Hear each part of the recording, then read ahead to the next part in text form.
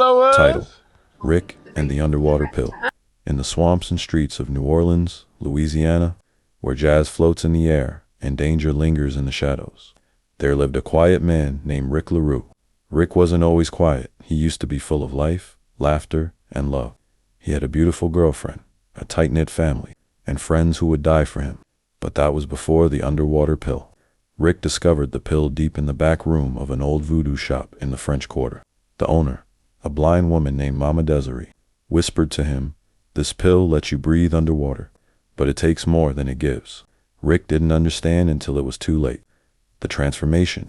The first time Rick swallowed the shimmering blue capsule, his skin tingled, his lungs expanded, and his vision sharpened.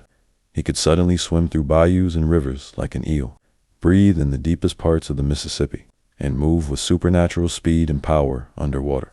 But more than that, he gained a strange new sense.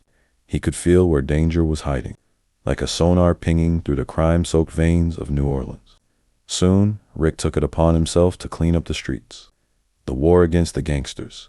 New Orleans had been overrun by a gang calling themselves the Gutter Kings. They trafficked drugs through the docks, kidnapped kids from the Ninth Ward, and ruled with fear. Nobody could stop them till Rick appeared, wearing a ragged coat over his soaked clothes. Rick would strike from the shadows of the levees and alleyways. He became a legend, a ghost, the Bayou Phantom. He left no bodies, only fear. He didn't kill, he confused. That's right, his sidekick, a psychic crawfish named Pants, had a rare power, the ability to cause total confusion.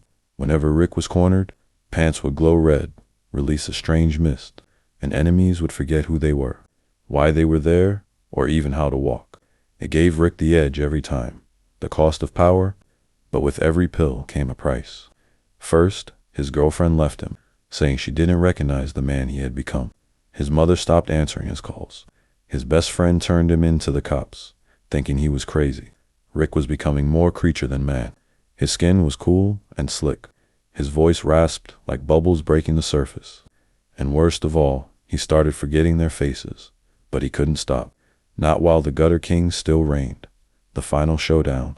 The final battle happened on a foggy Mardi Gras night.